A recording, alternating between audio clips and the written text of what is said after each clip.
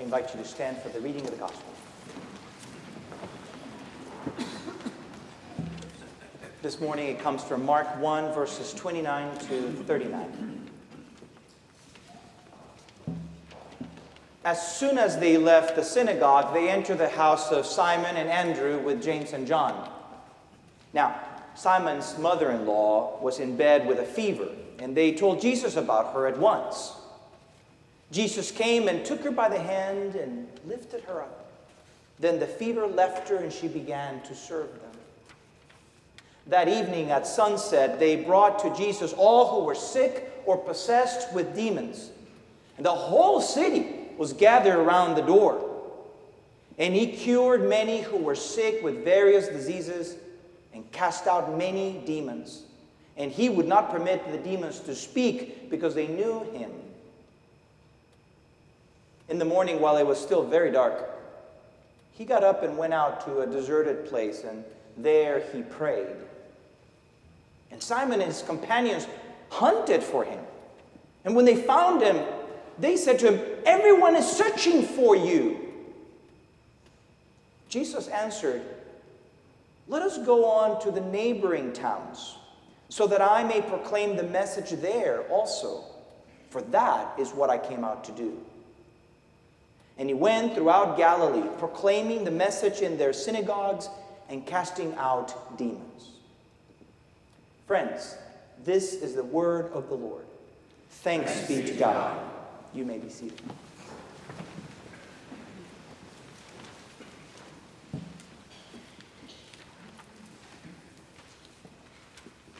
Thinking back on it today, it should have been terrifying to take all those aptitude and vocational tests that they made us take back when I was in junior high.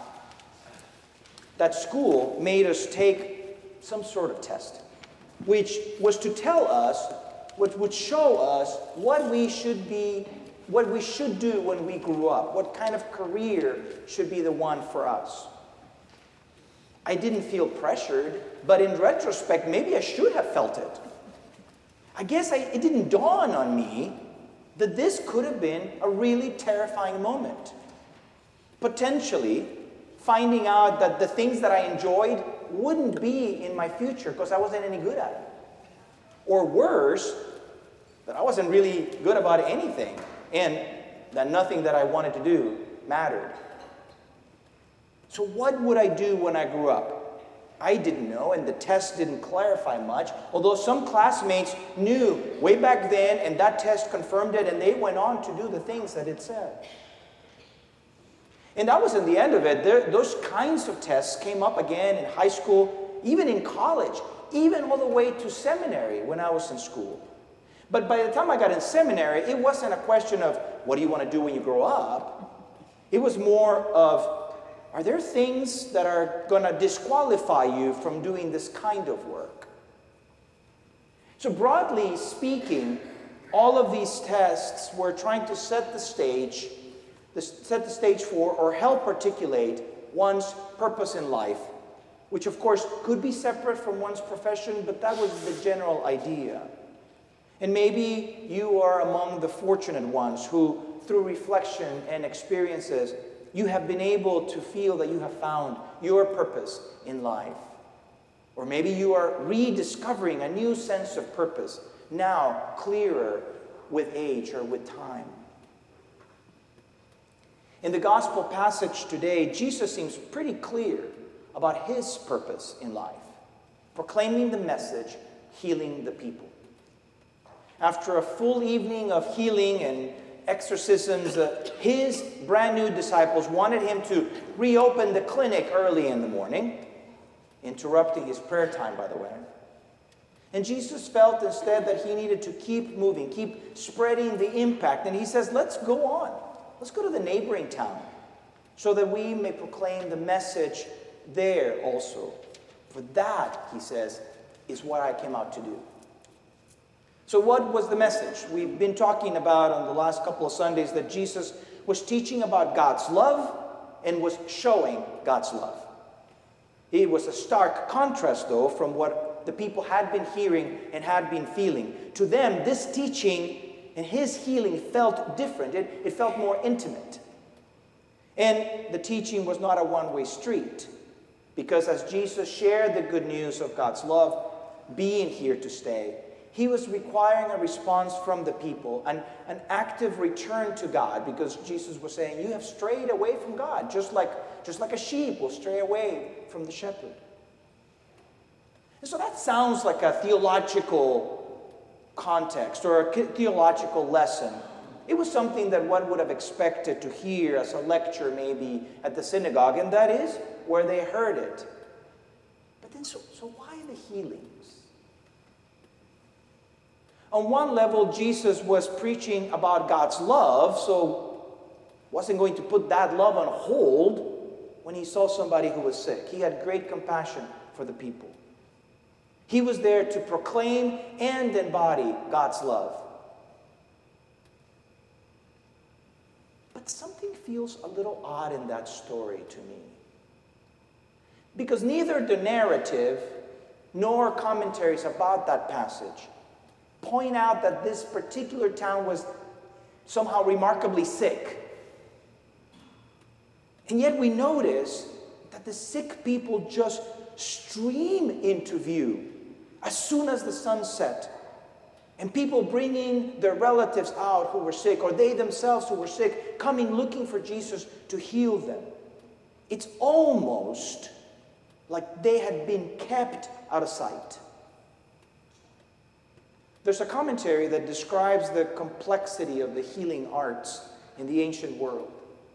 And he says about Jesus, or they say about Jesus, that he was seen as a spirit-filled prophet who vanquishes unclean spirits and a variety of illnesses and restores people to their proper place in the community. That last part caught my eye.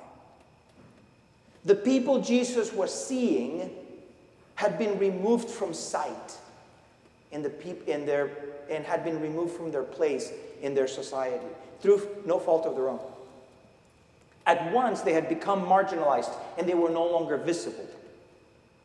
When word got out that Jesus had cast out that demon in the synagogue, that was last week's passage, then after sunset, after the Sabbath was over, that's when the people came out.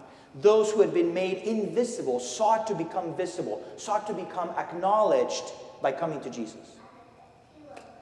In healing the individuals who had been afflicted with whatever condition was oppressing them, Jesus wasn't just curing an individual, he was also healing a community that had been torn apart. He was helping mend broken bonds. Our life purpose as a congregation could just as easily be summarized using the phrase that we used about Jesus and his purpose: proclaiming the message, healing the people. We proclaim the message of God's love for all people. We do that in worship and in study. We do that in private, in the public square. Today we have the additional blessing of having the sacrament of communion, which connects us with Jesus, who brought all people to the table. All people. Reminding us that in God's banquet, all are invited and encouraged to take their place around the table. And we are also called to heal people. As we said in the prayer of confession, there is a sense that God calls us to be part of healing communities. And here again, communion plays a role in that, and not just the sacramental meal in worship, but any opportunity we have to share a meal in the name of God. We know that there are divisions in our community which need to be healed.